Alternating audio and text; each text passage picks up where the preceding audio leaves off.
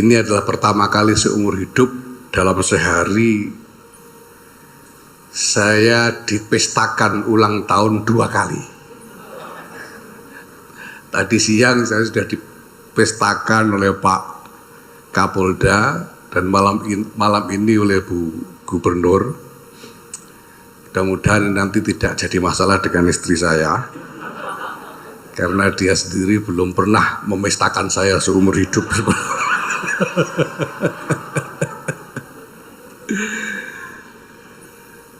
Ini Masya Allah, Bapak Ibu sekalian, saya ini sebetulnya sudah berketetapan untuk merubah gestur setelah menjadi ketua umum ini. Dulu saya itu kemana-mana pakai sarung kayak Kiai Said ini karena suriah. Nah, sekarang saya pakai celana panjang terus karena sudah tanfidiyah sekarang. Pada waktu di Balikpapan kemarin Pak Presiden sempat nanya, kenapa kok yang tanfidiyah nggak pakai sarung, kok pakai celana? Saya bilang supaya jelas bahwa kami ini cuma pegawai Jasuriah.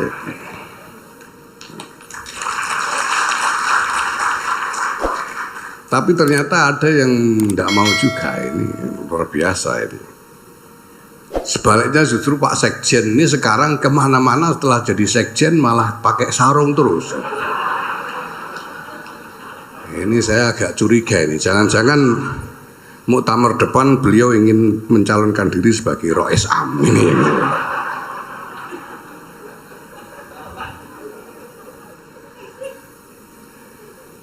Memang saya merasa bahwa merubah gestur semacam ini lumayan penting supaya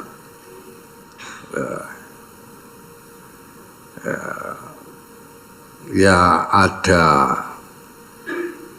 hal-hal yang bisa menggiring perubahan mindset di antara kita para pengurus Nahdlatul Ulama ini. Sebetulnya bukan hanya soal celana panjang ini saja gitu. Saya itu pengennya juga ndak usah lagi lah ngundang ketua umum untuk ngisi pengajian gitu. Jadi supaya jelas bahwa ketua umum ini cuma ya pegawainya Suriah, ketua umum Tanfidiyah ini, ndak usah disuruh memberi nasihat, ndak usah disuruh mauidhah, ndak usah disuruh pengajian, tapi kalau ngomong biar ngomong soal pekerjaan saja gitu. Karena kita ini cuma pegawai.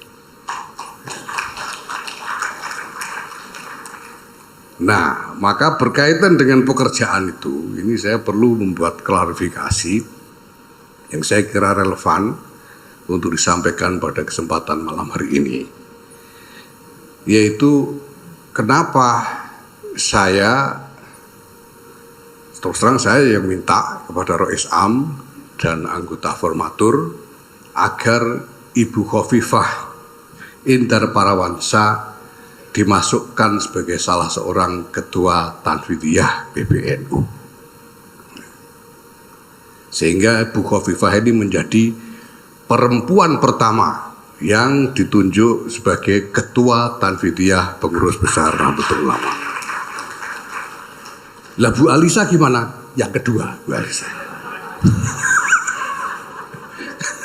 Karena urutannya Bu Khofifah dulu. Nah ini kenapa orang-orang rame katanya ini progresif sekali ini, kesetaraan gender. Ini sebetulnya salah tembak. Terus terang saja, saya berpikir tentang Bu Khofifah memperkuat jajaran Tanfidiyah ini bukan soal gender. Kalau ada yang lebih baik dari Bu Khofifah, mungkin Bu Khofifah tidak akan saya ajak masuk. Saya tekankan berkali-kali bahwa saya ajak Bu Khofifah, Bu Alisa, dan Saudara Ai Rahmayanti masuk karena saya butuh. Nah, saya ingin menjelaskan kenapa saya butuh Bu Khofifah.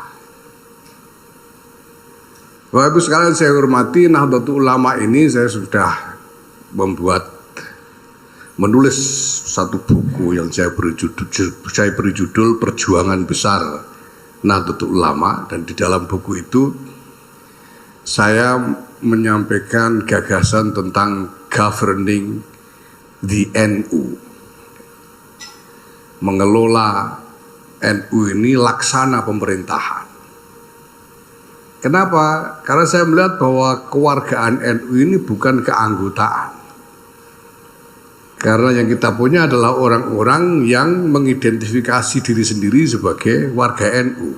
Kita tidak punya keanggotaan yang terdaftar. Jadi yang kita punya ini cuma fellowship. Fellowship ini kalau dikaitkan dengan teritori politik jadinya citizenship, kewarganegaraan. Karena kita tidak punya kaitan dengan teritori politik, namanya ya kewargaan gitu saja. Nah, tidak ada yang cara yang lebih tepat singkatnya untuk mengelola Nahdlatul Ulama ini dalam pandangan saya selain dengan membangun satu sistem government di dalam Nahdlatul Ulama. Jadi kepengurusan NU ini harus berjalan laksana pemerintahan. Nah, ini juga berarti selain beberapa hal lain yang menyangkut kebutuhan yang komprehensif terkait juga dengan jamaah NU, ya, saya sampaikan bahwa kita membutuhkan saat ini menghadapi abad kedua ini, kita membutuhkan 3 kebangkitan di 3 sektor utama. Yang pertama adalah kebangkitan intelektual, karena ada banyak tantangan ke depan yang memerlukan ketajaman dan kreativitas intelektual. Yang kedua, kita butuhkan kebangkitan kewirausahaan, karena ekonomi ke depan nanti akan semakin bertumpu pada kreativitas dan vitalitas dari warga yang independen. Dan yang ketiga, yang penting kita butuh kebangkitan teknokrat di lingkungan Nahdlatul Ulama. Yang relevan saya sebutkan sekarang karena seperti saya nyatakan tadi, saya ingin membangun government di dalam kepengurusan ini. Dan untuk membangun government itu diperlukan kecakapan teknokratis. Nah, Bapak Ibu sekalian, singkatnya tidak ada yang punya pengalaman teknokratis di seluruh antero Nahdlatul Ulama ini lebih baik dari Ibu Khofifah Indar Parawansa.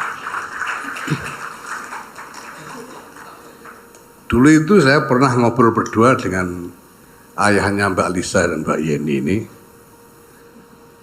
Waktu itu Gus Dur mengatakan kepada saya, kalau orang NU ini mau masuk eksekutif, kata Gus Dur waktu itu, setidak-tidaknya sebelum itu harus sudah berpengalaman di legislatif 3 periode dulu. Ini kata Gus Dur, legislatif 3 periode dulu baru masuk eksekutif. Nah, yang jadi tanda tanya, tapi saya tidak berani nanya ke Gus Dur waktu itu. Karena waktu itu memang saya dan semua orang bisa lihat saya tidak bisa berfungsi sebagai juru bicara, walaupun ditunjuk sebagai juru bicara, saya hanya bisa berfungsi sebagai santri. Jadi ingin nanya tidak berani. Jadi tanya pada itu, kenapa kok Bu Khofifah ini belum langsung ditaruh di eksekutif? Yang lain-lain generasi saya ini masuk legislatif semua. Bu Khofifah ini kan angkatan saya ini. Dan Bu Khofifah ini satu-satunya yang langsung ditaruh di eksekutif. Ini sisik melek. Dan sudah itu Bu Khofifah ini tidak pernah jauh-jauh dari eksekutif. Zamannya Pak SBY menteri sampai 2 periode ya. Pak Jokowi jadi presiden menteri lagi sampai sekarang. Maka kita bisa lihat sekarang kalau kita mau cari orang yang paling punya pengalaman dalam teknokrasi berskala nasional, tidak ada yang lebih baik dari Bu Khofifah Indar Parawansa. Dan saya sangat butuh ini terkait dengan gagasan tentang governing di NU tadi. Dan lebih dari sekedar seorang yang punya pengalaman teknokrasi begitu kaya, Bu Khofifah sudah membuktikan kualitas kepemimpinannya dengan menjadi selama 4 periode lebih sekarang ini tegak sebagai Panglima Muslimat Nahdlatul Ulama.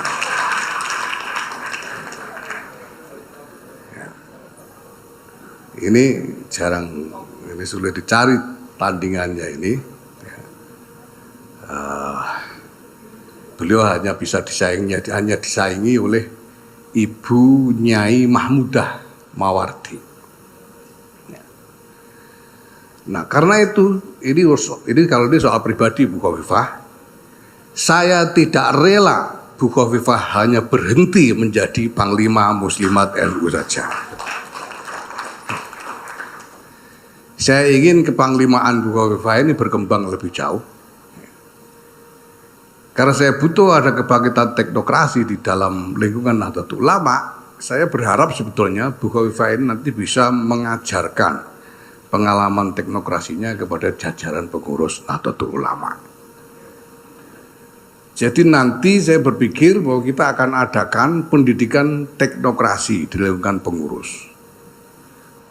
Dan Bu Khofifah nanti akan kita minta untuk berkeliling Indonesia, mengajar teman-teman kita di PWNU seluruh Indonesia ini tentang bagaimana mengelola, membangun teknokrasi di dalam Nahdlatul Ulama. Karena kita segera butuh. Sekarang ini saja perlu saya laporkan selamat datang Wakil Rais Am Kiai Afifuddin Muhajir. Monggo. Kita ini sudah memperoleh akad kerjasama dengan berbagai pihak yang skala eksekusinya itu nanti nasional, yang kontennya terserah kita. Disediakan fasilitas anggaran, fasilitas macam-macam, kontennya terserah kita. Dari Kementerian Kemenko Ekonomi dan Kementerian Lingkungan Hidup ada program tentang replanting, peremajaan kebun sawit rakyat, ada program kehutanan sosial dan lain-lain yang isinya terserah kita. Kita mau pakai cara seperti apa, dan itu nanti potensial akan mencakup lebih dari 100 cabang, mungkin sekurang-kurangnya 130 cabang di seluruh Indonesia. Ditambah dengan kehutanan sosial bisa lebih banyak lagi. Dengan Kementerian Kelautan dan Perikanan kita punya akad kerjasama pengembangan kampung nelayan di sekurang-kurangnya 90 titik di seluruh Indonesia. Isinya juga terserah kita. Semua kebutuhannya akan dijamin, isinya terserah kita. Kita juga punya nanti di Bangkalan ini kita akan tanda tangani akad kerjasama dengan Kementerian UKM dan Kementerian Negara BUMN. Yang nanti targetnya ini target minimal sekali, karena sebetulnya kita boleh target sampai berapa saja. Target minimal kita harus bisa mencetak 10.000 orang wirasantri dalam 1 tahun ini. Ini minimal sekali, karena kenapa? Karena target Kementerian UKM sendiri 1,5 juta. Nah kita ini karena belum pernah bikin, ya 10.000 dulu gitu. Nanti kalau sebulan 2 bulan kok kayak aja entek gitu, kita tambah gitu. Kemudian dari Kemenag BUMN ada akad untuk sekurang-kurangnya juga ini kita membentuk 250 BUMNU, badan usaha milik NU di seluruh Indonesia. Sekali lagi ini minimal. Tentu harapan kita nanti setiap cabang dari 522 cabang di seluruh Indonesia dan setiap wilayah dari 34 provinsi seluruh Indonesia masing-masing memiliki BUMNU. Insya Allah. Nah Bapak Ibu sekalian yang saya hormati, dari sini kita sudah bisa membayangkan bahwa untuk mengelola semua itu supaya bisa jalan beneran, bukan cuma omongan, bukan hanya selesai jadi tanda tangan MOU, kita membutuhkan teknokrasi. Maka disinilah kita butuh Ibu Khofifah Indar Parawansa ini untuk berbagi pengalaman dan skill beliau tentang bagaimana membangun dan mengelola, mengembangkan, mengelola teknokrasi di lingkungan kepengurusan Nahdlatul Ulama. Tapi mungkin sebelum berkeliling Indonesia Bu Khofifah, saya berharap nanti ya paling tidak Jawa Timur dulu diurus gitu. Karena Jawa Timur ini saya dengar kemarin ada PWNU Award, iya Pak Kiai Saprudin ya. Tapi untuk soal administrasi. Nah kita tidak cukup hanya administrasi, kita butuh lebih jauh dari sekedar administrasi. Kita butuh membangun teknokrasi. Nah saya harapkan nanti ada serial pendidikan teknokrasi untuk cabang-cabang di seluruh Jawa Timur. Ya nanti kita bisa diskusikan isinya. Kalau perlu bisa dibikin serial 5 kali pelatihan untuk setiap cabang misalnya dan diselesaikan segera. Karena sebentar lagi kita akan mendapatkan akad kerjasama dengan pihak-pihak lain yang bisa sampai ke tingkat MWCNU eksekusinya. Ini Mbak Lisa ini sedang ngurus program kerjasama untuk program bimbingan perkawinan. Yang itu eksekusinya di MWC. Jadi nanti yang dapat bagian program bukan cuma PC, MWC akan dapat bagian program. Dan ini harus segera dikerjakan. Dan karena kita butuh ya harus segera kita didik, kita latih ke jajaran kepengurusan kita ini. Nah ini khusus untuk Bu Khofifah. Nah untuk Bu Alisa ya dari 1 bulan ini saja sudah kelihatan kenapa saya butuh Bu Alisa di sini.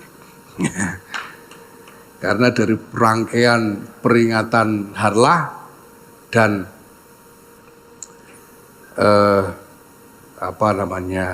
penggalangan kerjasama dengan berbagai pihak sampai jauh ini sebagian besar ini adalah kerja keras dari Bu Alisa Wahid. Kalau ada yang nyuruh ganti, carikan yang lebih baik dari 2 ini. Kalau tidak ada ya sudah terima saja. Karena memang beliau-beliau ini kita ajak bergabung di PBNU karena kita butuh. Bukan karena perempuan. Kalau sekedar karena perempuan mungkin saya bisa ajak istri saya masuk PBNU. Bapak Ibu sekalian saya hormati. Saya kira ini yang bisa saya sampaikan yang relevan untuk malam hari ini. Dan saya mohon doa restu, terima kasih sekali Bu Khofifah. Dan saya ulangi terima kasih sekali kepada Pak Niko atas pesta ulang tahun untuk saya. Mudah-mudahan ini menjadi doa juga untuk diri saya. Tadi itu sebetulnya ada kurang akurat menyebut angka umur saya, tapi saya biarkan saja, tidak usah saya koreksi gitu ya. Karena ya semua orang suka diskon. Saya mohon doa restu khusus untuk pribadi saya, mudah-mudahan diberi kekuatan, perlindungan, pertolongan dari Allah Subhanahu wa taala, dan untuk pengurus besar Nahdlatul Ulama juga mudah-mudahan senantiasa dalam bimbingan dan pertolongan Allah Subhanahu wa taala untuk mencapai dan untuk menunaikan amanat yang telah diserahkan kepada kami. Demikian Bapak Ibu sekalian, kurang lebihnya saya mohon maaf. Wallahul muwaffiq ila aqwamit thoriq. Wassalamualaikum warahmatullahi wabarakatuh.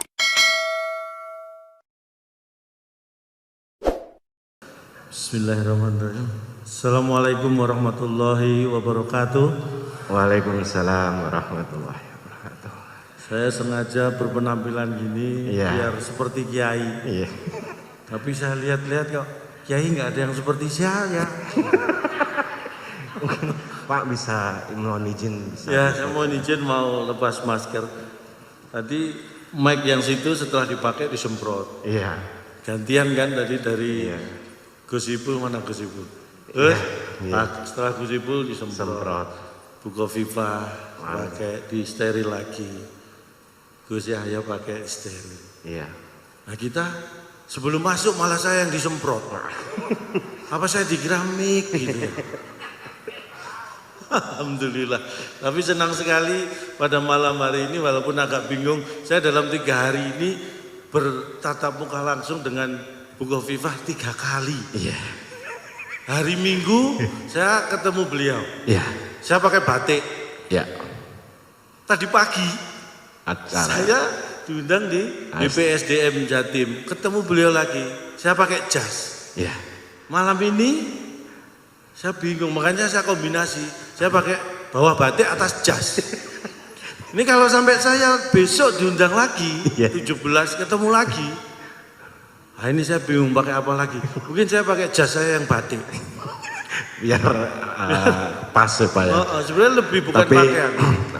Ngomong apa beda-beda gitu. Kemarin kita ketemu dalam kapasitas beliau sebagai gubernur. Betul. Kemarin tadi pagi juga bertemu beliau acara BPSDM kapasitas beliau sebagai gubernur.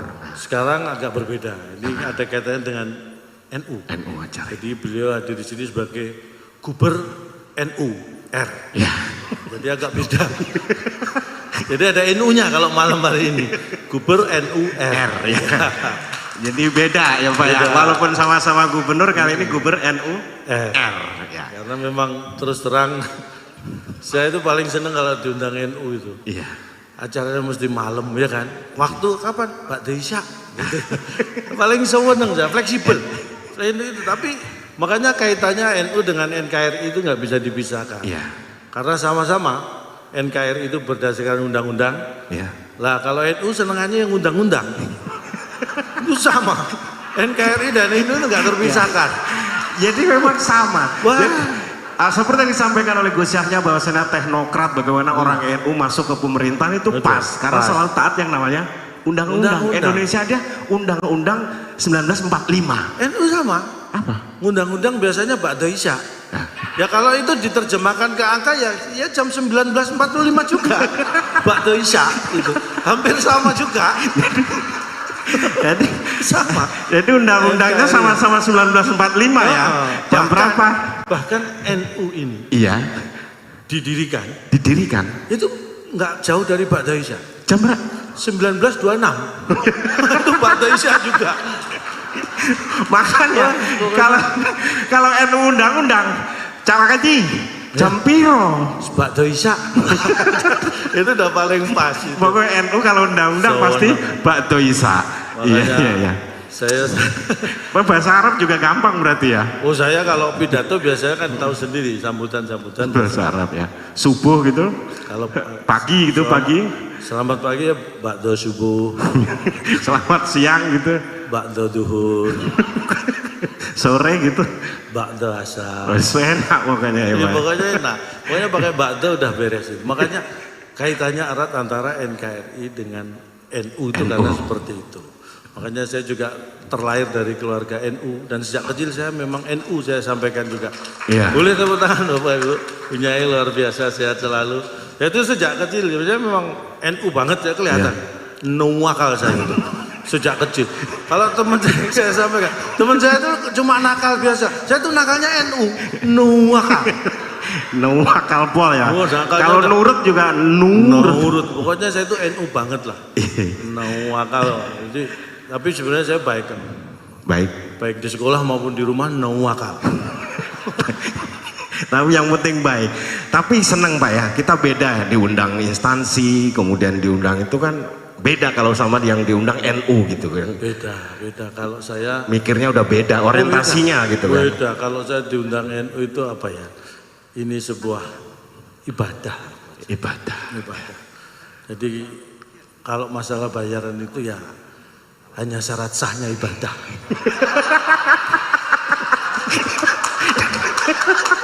Jadi Jadi kalau- intinya kita di sini tuh ngisi ngejarnya udah pahala Pak ya? Pahala. Ngejarnya pahala. Pahala. Berarti udah nggak mikir uang.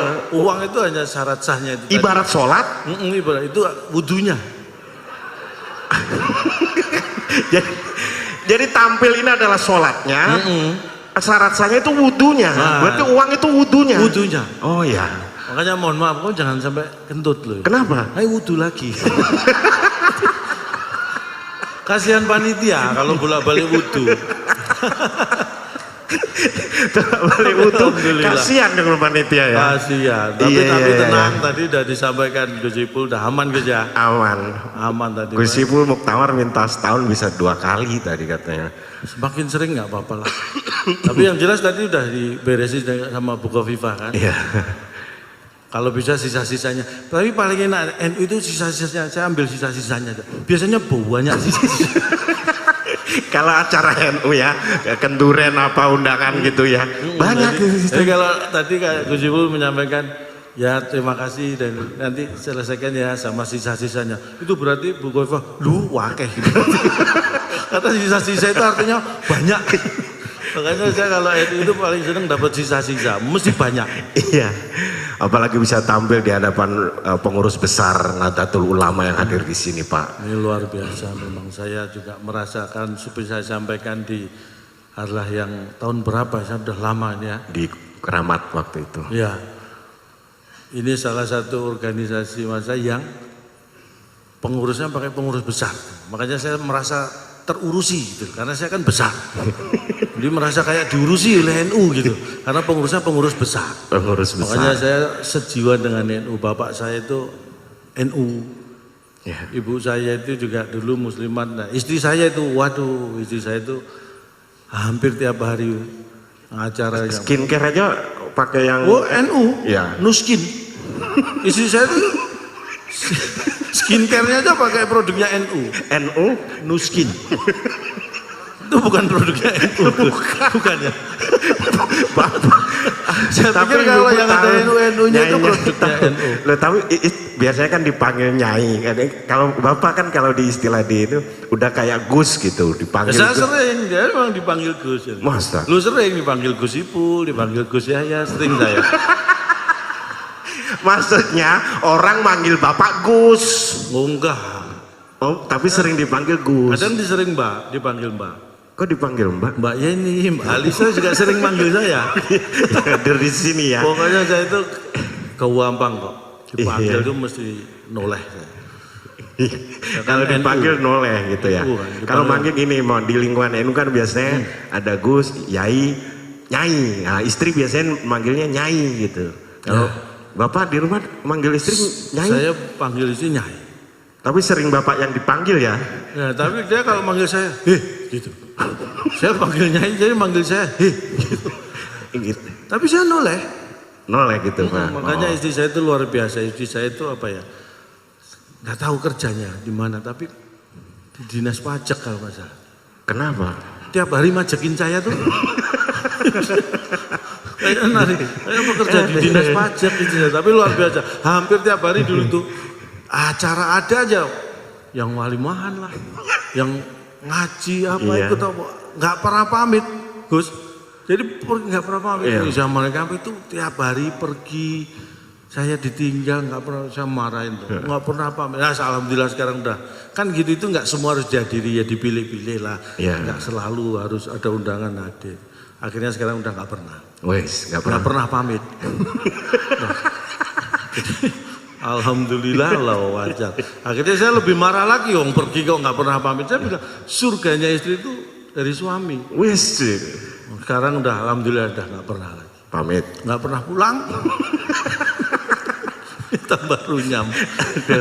Aduh, tapi seneng juga ya. Hadir di sini juga Pak, mungkin disapa selain Gus-Gus dari Forkopimda. Iya, Forkopimda. Selamat malam Bapak-bapak. Forkopimda. Forum Komunikasi Pimpinan yang harus siap-siap pindah. Beliau itu kan tugasnya kemana siap ditugaskan seperti Pak Niko dulu di Kalimantan Selatan, ya kan. Pak Niko sekarang pindah ke Jawa Timur karena memang Forkopimda, Kajari semua itu harus siap-siap pindah. Siap ditugaskan di seluruh Indonesia, itu pengabdian. Forkopimda. Forum komunikasi pimpinan yang harus siap-siap pindah. Siap dimanapun ditugas. Aduh, Bapak bisa aja mikir ya. Saking nganggurnya saya. Saya bilang, aduh. Saya tuh bener, saya tadi malam saya mau ngomong apa gitu. Ya kan gini Kak, Bapak biasanya ngomong di depan pejabat seperti Ibu sering gitu, enggak santai tapi kayaknya ya. Ngomong di depan yai santai. Sering gitu. santai. Memang saya ngomong dia berbicara di depan eksekutif ya, seperti kepala pemerintah daerah saya biasa, depan kiai-kiai juga alhamdulillah biasa, depan bapak polisi, TNI biasa. Saya nggak biasa itu apa ya, depan istri, saya tuh ngomong nggak biasa. Bukan saya takut, sekali lagi, saya kebetulan punya istri yang pemberani aja. Istri saya itu, tapi mohon maaf bukan apa ya, kalau sudah berantem sama saya, ya Allah saya kadang-kadang nggak tega. Istri saya itu sampai sujud sampai nunduk, saya nggak tega. Kalau sampai sujud sampai seperti itu istri saya kalau udah berantem sama saya orangnya agak masa sambil nunjuk gitu. Ayo keluar kamu Pak dari kolong, ayo keluar gitu. Istri saya sampai gitu. Saya nggak tega ngeliat istri saya di kolong tempat tidur gini aja. Bapak istrinya sujud gini sambil nunjuk, keluar kamu dari kolong. Lah berarti Bapak yang di kolong. Iya makanya saya nggak tega lihat istri. Makanya sejak saat itu saya kalau sembunyi nggak di kolong, di atas lemari, karena nggak lihat istri apa, nggak tega lihat istri sampai nunduk gitu. Aduh. Ya Allah, Bapak ini di depan yai NU itu lucu-lucu Bapak. Iya makanya saya bingung juga ini. Nah, karena memang, tapi saya bersyukur sekali. Memang biasanya gini, santri-santri itu nunggu kiainya. Ya gini, kalau libur kan ya itu beda Pak. Beda. Kalau kiainya ketawa, santrinya boleh ikut ketawa. Wah, gitu. Makanya ini nasib saya tergantung para kiai. Bapak-bapak kiai silakan ketawa, biar santri-santrinya ikut ketawa.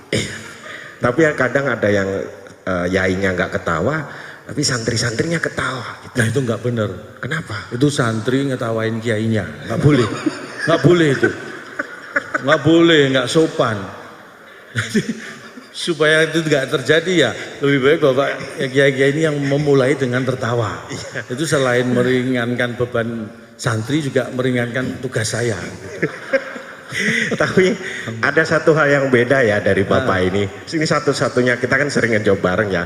Satu-satunya kita ngejob yang nggak ditanyain sama istri Bapak mau kemana, mau pulang jam berapa ya ini. Iya, saya tuh kalau ada acara acara NU gitu, wah istri nggak pernah di mana, pulang jam berapa, nggak percaya ya. Wah percaya. Kalau acara yang lain, job yang lain tuh pasti ditanya di mana acaranya, pulangnya nanti jam berapa, berangkat sama siapa. Kalau udah acara NU, udah tenang.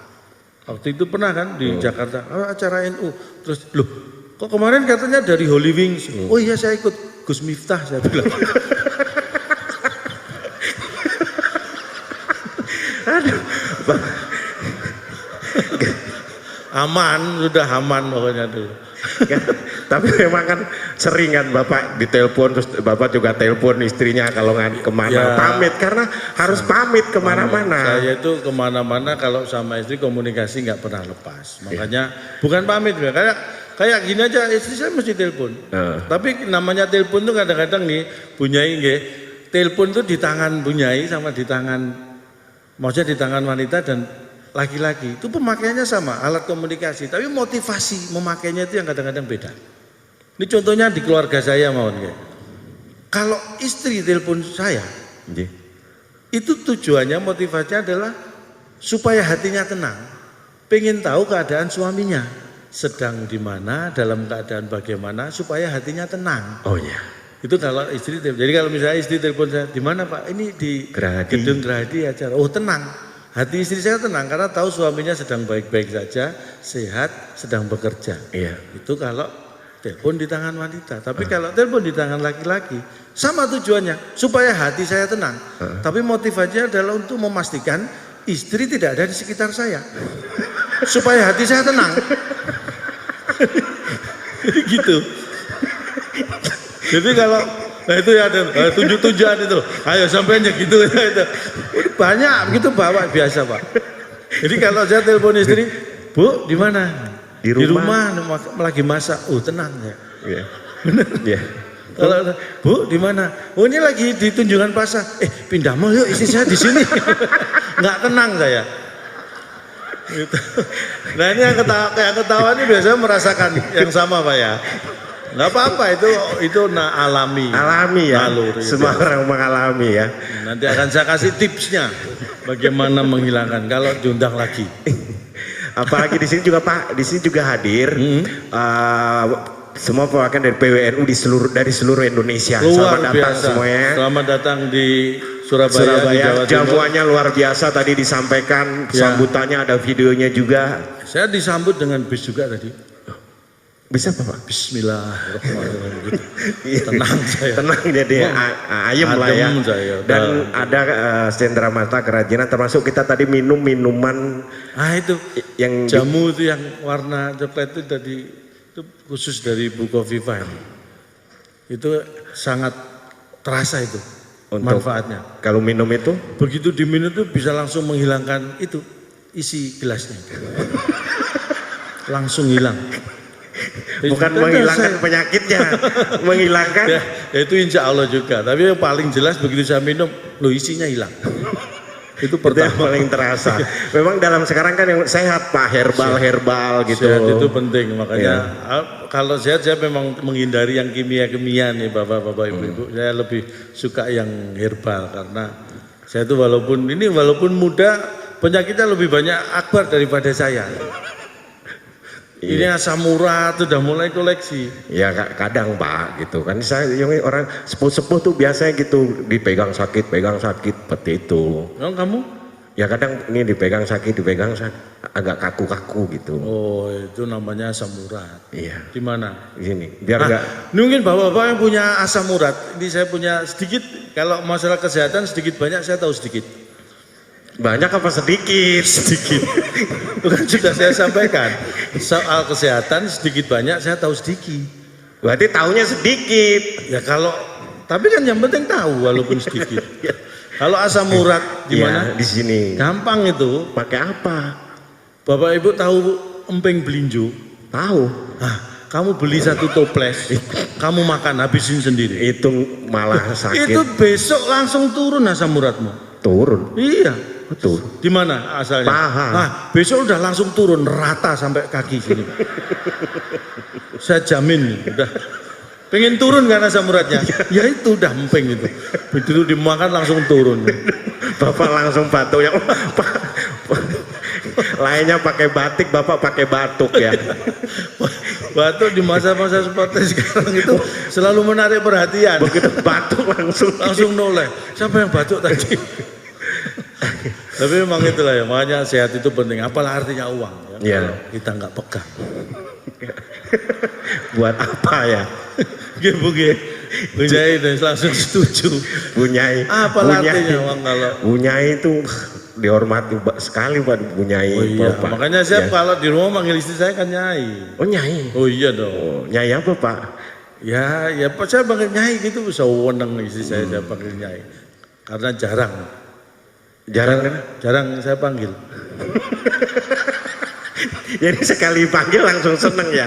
Loh, istri saya tuh jarang saya panggil, orang mesti dampingin saya terus, tahu sendiri kan. Istri saya tuh kemana-mana pergi, kalau jalan-jalan ke mall gitu mesti saya gandeng istri. Wah sayang. Sayang. Oh sayang. Karena dia kalau saya lepas tuh belanja nggak karuan, masa gandeng. Sayang sama dompet. Tapi apa-apa, yang penting orang taunya, Cak Lontong sama istrinya sayang digandeng terus. Padahal itu namanya pelit Pak. Ya contoh loh. Saya Pak Yai sayang sama Bu Nyai. Saya itu selalu meniru beliau. Saya itu ya, ini berapapun uang saya dapat, itu kalau sudah ketemu istri di rumah, itu saking sayangnya, mesti langsung saya kasih.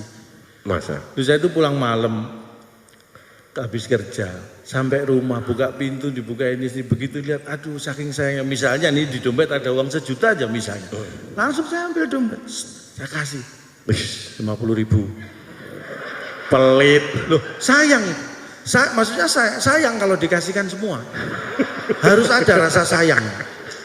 Itulah sayang dengan istri. Pak, sayang itu ya semuanya dikasih. Wah itu sayang banget kalau gitu.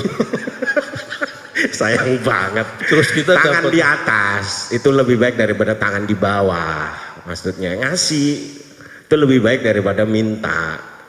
Ya belum tentu. Apa? Tangan di atas itu belum tentu baik. Coba. Tangan di atas lebih baik daripada tangan di bawah. Itu kalau ngasih. Ya. Coba kalau ini terus gini. Nggak baik ya Gus ya. Kalau gitu. Loh, ngambil tangan di atas. Tangan di bawah lebih baik daripada nyolong. Ya, tangan di atas di bawah itu sudah nggak ada aturannya, nggak ada kaitannya dengan baik nggak baik. Tapi niat tangan itu seperti apa itulah yang baik atau nggak baik. Bukan karena posisinya di atas atau di bawah. Wah. Jelek-jelek ini saya itu nggak cakep.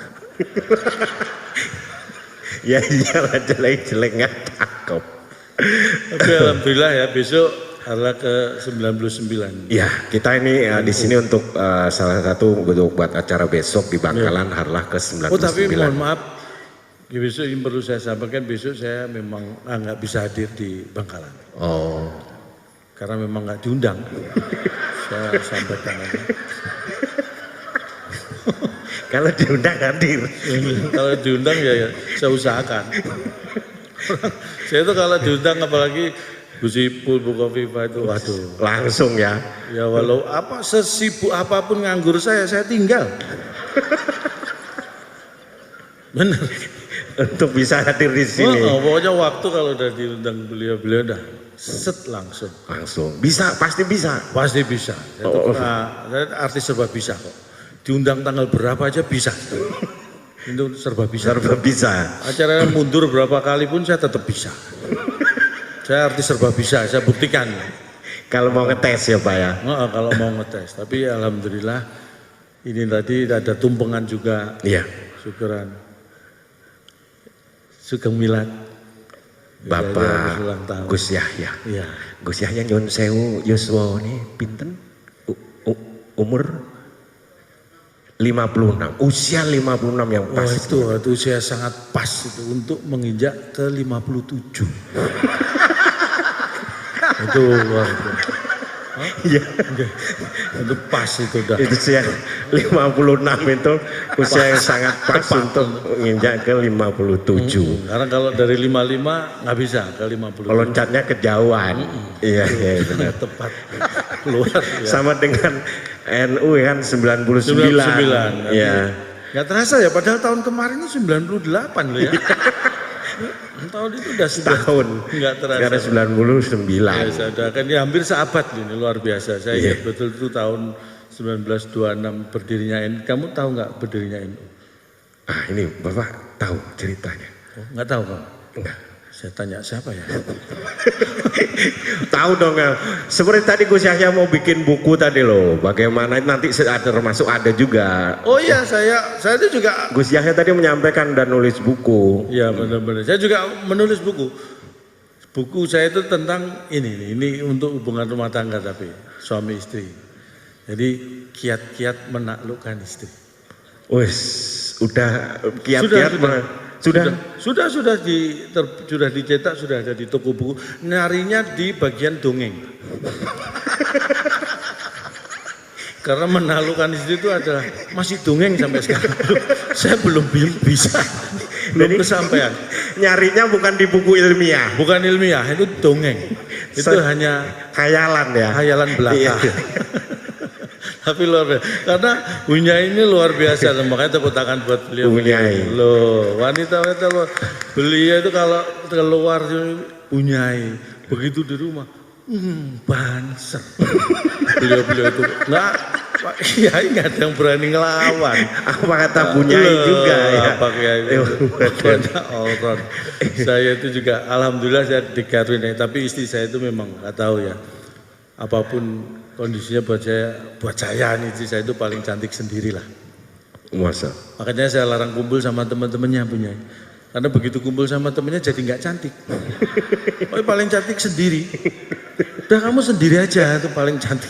Jangan kumpul temen. Ya, karena inner beauty, apa kalau wanita itu kan inner beauty. Kecantikannya itu dari dalam.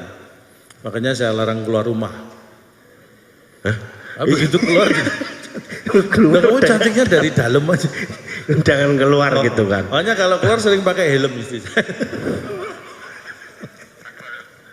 Alhamdulillah. Tapi istri saya itu apapun yang saya sampai seperti sekarang itu karena disupport istri. Karena di belakang pria yang sukses itu ada wanita yang luar biasa. Luar biasa. Tuh, makanya tepuk tangan buat istri saya.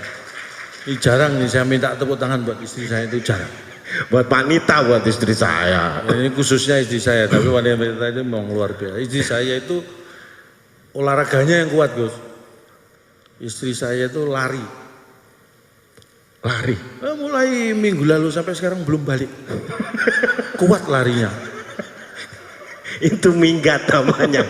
Itu namanya minggat Pak kalau belum balik gitu tapi kan. Ya, ditiru anak saya tapi anak saya olahraga bukan lari tapi lompat. Oh lompat. Lompat. Yang kecil tuh, yang lompat. Katanya kakaknya tadi jam 4 sore lompat. Sampai sekarang belum turun. Saking tinggi lompatnya ya. Memang bakatnya olahraga, bakat seni luar biasa. Ini memang kalau acara ini tuh gini, kita siap-siap. Apa Pak? Nggak ada yang nyetop. Kan biasanya beliau ini orangnya staminanya luar biasa. Sampai malam, sampai nanti Pak. Sampai sepertiga malam kita ngisi ini Pak. Wih, mudah-mudahan nanti kita selain dapat uang transport dapat Lailatul Qadar. Sepertiga malam. Iya, sampai sepertiga malam isinya di sini. Udah kayak istighosah. Merasa curiga saya memang. Apa Pak? Mau disiksa kok saya disiksa. Tapi alhamdulillah ini saya senang sekali. Walaupun mungkin saya besok tidak hadir, tapi semangat saya sepenuhnya mendukung arah NU, mudah-mudahan sukses dan sehat semuanya para. Bisa dipantau besok kalau Bapak nggak hadir, besok bisa dilihat di YouTube. Sekarang sudah digital Pak, semuanya di YouTube bisa dilihat. Kayak tadi ini disiarkan di MNC, Kominfo MNC. Jadi bisa dilihat besok Bapak bisa ngikutin lewat YouTube. Istri saya. Mana? Ini saya jadikan wallpaper. Istri saya. Kalau dulu kan nyimpen foto istri di dompet, sekarang ada handphone jadi wallpaper. Karena saya nggak bisa nyimpen foto istri di dompet. Karena dompet saya dibawa istri. Jadi nggak bisa nyimpen. Buat apa disimpan ya? Tapi saya taruh di dompet. Jadi kalau saya kemanapun kerja ada masalah gitu, saya buka wallpaper lihat wajah istri. Aduh, masalah jadi ringan. Wis. Karena masalah paling berat ya ini, Gus.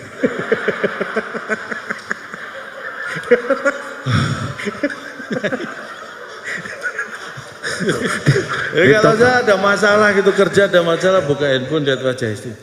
Enteng, masih berat ini. Semua masalah langsung enteng. Ngaji di musola, dilanggar gitu malam sampai malam Pak. Oh bener, malam udah ngantuk mau pulang gitu lihat wallpaper. Mending di musola gitu. Jadi ibadahnya itu jadi meningkat mangkatnya. Jadi sering-sering di masjid karena males pulang. Iya.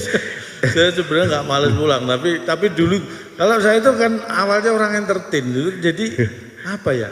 Dulu istri saya itu sering curiga. Suzon lah kalau Bapak ya. Iya, apa-apa dikit-dikit saya kalau mau berangkat kerja karena jobnya mesti malam-malam, jadi tempatnya itu juga di tempat hiburan itu istri was-was, apalagi awal-awal menikah. Pesennya itu macam-macam.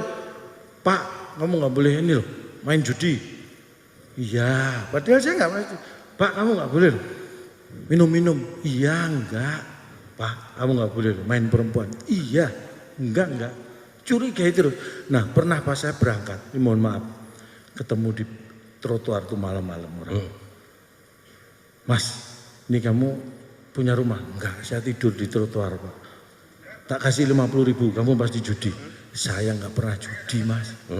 Bener, nggak pernah. Tak kasih 100.000, kamu pasti minum-minum. Saya nggak pernah mabuk seumur hidup Pak. Tak kasih 200.000, kamu pasti main perempuan. dosa Pak. Mending saya tabung, saya nggak pernah main perempuan. Betul. Ikut ke Bagus. rumah, tak kasih 500. Hah? Saya ajak ke rumah, saya kasih 500 ribu. Saya tunjukkan ke istri saya. Laki-laki kalau nggak pernah judi, nggak pernah main perempuan, nggak pernah minum-minum, jadinya gembel. Apa pengen punya suami seperti ini? Sejak itu saya bebas. Bebas tidur di luar rumah.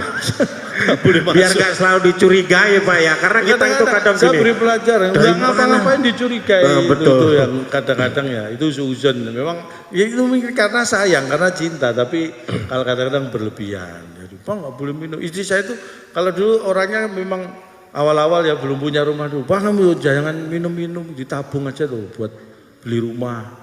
Jangan pemborosan. Nah, istri saya itu seminggu bisa 2 kali loh ke salon dulu. Kamu yang pemborosan facial manicure. Ya, biar cantik dong Pak biasanya. Ya dia jawab itu, kan aku biar cantik loh. Kamu pikir aku minum buat apa? Aku dulu minum tuh biar kamu kelihatan cantik.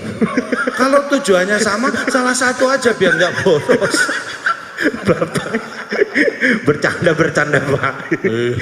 Itu bercanda. Kalau saya bertemu dengan beliau-beliau ini kan orang alim ulama pintar, pasti tahu ini bercanda. Tapi istri saya yang nggak tahu kalau ini bercanda. Saya tahunya kerja cari uang. Pulang harus bawa uang. Ini Dikasih bisa. semua gitu. Siapa? Sama kalau misal dapat rezeki gitu. Semua saya kasih. Oh. Semua saya kasih. Ya kan saya berikan ke yang membutuhkan. Siapa? Ya istri dan anak-anak saya. Ya sama aja berarti. Iya mereka paling membutuhkan. Bener kok, nggak ada yang nyetep. Ini terus Pak. Alhamdulillah, stamina masih kuat. Tapi besok tidak ke Bangkalan. Tadi Mbak Yeni saya juga nggak bisa ikut ke Jombang. Iya. Karena ya nggak diajak juga memang. Karena memang nggak diajak. Tapi kebetulan tadi saya juga memang ada menghibur apa namanya ASN dari seluruh Indonesia. Jadi hari ini selain dari PWNU seluruh Indonesia, ini ada ASN juga dari seluruh Indonesia yang pelatihan di Jawa Timur. Makanya tepuk tangan, Jawa Timur luar biasa. Di bawah kepemimpinan Bu Khofifah. Makanya tadi saya sampaikan juga, memang kalau pimpinan wanita itu, nah tadi Gus saya juga nyinggung kan, kalau masalah teknokrat ilmu beliau nomor satu. Makanya kalau pimpinan atau atasan wanita itu lebih fleksibel Gus. Karena kalau atasan wanita, bawahnya kan bisa pakai rok, bisa celana, bisa kulot, fleksibel. Kalau atasan pria itu bawahnya harus celana, nggak bisa pakai rok, nggak cocok. Tapi kalau atasan wanita itu lebih fleksibel. Jadi anak buah itu ngikuti juga fleksibel. Gus Ipul langsung mukul sebelahnya, oh mangkane. Alhamdulillah. Saya senang melihat semuanya sehat. Sekali lagi ini acara yang kita berkumpul jadi tetap mematuhi protokol kesehatan karena itulah yang paling penting, yang paling utama adalah kesehatan di masa-masa seperti ini. PPKM ya. Ini level berapa Bu sekarang Bu? Level 2 ya. Alhamdulillah PPKM. PPKM kepanjangannya apa? Tapi saya yang tahu PPKM udah kepanjangan ya. Kalau kepanjangannya apa sih? Tahu ya. Udah kepanjangan ya. Udah PPKM terus aja. Tapi alhamdulillah itulah yang menjaga kita tetap sehat. Karena sehat itu yang penting. Kalau uang atau itu urusan nomor 6 lah. Ya. Uang itu nomor 6. 1 sampai 5 rukun Islam lah ya Pak ya. Ya betul. Rukun Islam. Jadi setelah rukun Islam saya langsung uang. Dan alhamdulillah mungkin hanya sampai di sini yang bisa saya sampaikan. Iya. Boleh tepuk tangan, alhamdulillah. Sebenarnya ini bukan apa materi masih banyak. Kalau materi masih banyak Gus. Ya. Kalau nggak percaya silakan diundang lagi. Saya akan buktikan. Materi masih banyak. Arlandi 100 Pak ya. Kan tinggal tahun depan. Nggak perlu nunggu. Arla juga nggak apa-apa. Nggak apa-apa. Atau kalau rapat PBNU itu mingguan apa bulanan? Saya siapkan kok. Pengurus itu kan pasti ada rapatnya kan. Kalau pengurus sering rapat ya kerja saya juga jadi rapat. Nggak terlalu jarang-jarang gitu. Jadi alhamdulillah. Karena memang kadang-kadang virtualnya juga agak. Ini pandemi ini kadang membuat kita juga gampang-gampang susah. Kalau dulu meeting harus rapat itu harus kumpul. Sekarang rapat itu harus renggang. Jadi susah untuk rapat dong karena harus renggang. Rapat tapi renggang. Diundang rapat tapi harus renggang, jaga jarak. Terus kapan rapatnya gitu. Akhirnya digunakan virtual itu. Alhamdulillah. Sekarang juga anak saya itu nggak pernah. Jadi repot kalau dulu kan anak saya itu kalau mau bolos sekolah itu kan sekarang di rumah. Kemarin sempat tatap muka, kemudian ada sedikit tingkat balik lagi ke sekolah. Sekolah ke belajar daring. Kalau dulu sebelum pandemi sekolah masuk sekolah kalau bolos dia di rumah. Sekarang karena pelajarannya daring dari rumah, bingung malah kalau bolos malah harus ke sekolah. Jadi bolos malah ribet sekarang. Orang kerja kantor dulu kalau bolos ya di rumah. Kalau sekarang karena kerjanya WFH, kalau bolos malah harus ke kantor. Jadi semua sekarang malah rajin-rajin. Karena bolos malah ribet. Nah itulah, ini semangatnya. Jadi harapan saya semangatnya lah yang tetap walaupun pandemi, keadaan mungkin sulit, tapi semangat kita lah yang membuat kita tetap bisa bertahan. Alhamdulillah, mudah-mudahan yang saya sampaikan ini kurang bermanfaat. Bermanfaat dong. Kalau kurang kan pengen nambah ya Gus ya. Kalau pengen nambah ya itu tadi, kalau ada acara kan insya Allah diundang lagi. Gitu. Tapi saya sampaikan, nah ini untuk PWNU di seluruh Indonesia. Kalau mau ngundang saya, ini mumpung ada Pak Ketua juga, cukup menyediakan honor 50%. 50% DP, 50% pelunasan. Jadi agak ringan. Katanya nyari pahala. Ya kan, tergantung niat, pahala itu tergantung niat. Saya kalau nggak dikasih juga nggak minta. Weh, kan saya tunggu aja. Kamu kok semuanya kok kamu ukur dengan uang? Tidak semuanya harus diukur dengan uang. Iya. Uang itu apa sih? Ya, jadi sekali lagi mudah-mudahan kita bisa berjumpa lagi dalam keadaan sehat walafiat. Amin. Mudah-mudahan besok arah NU bisa berjalan dengan lancar seperti yang diharapkan. Amin. Kami mohon pamit. Mudah-mudahan kita diberi kesehatan semuanya. Selamat malam. Wassalamualaikum warahmatullahi wabarakatuh.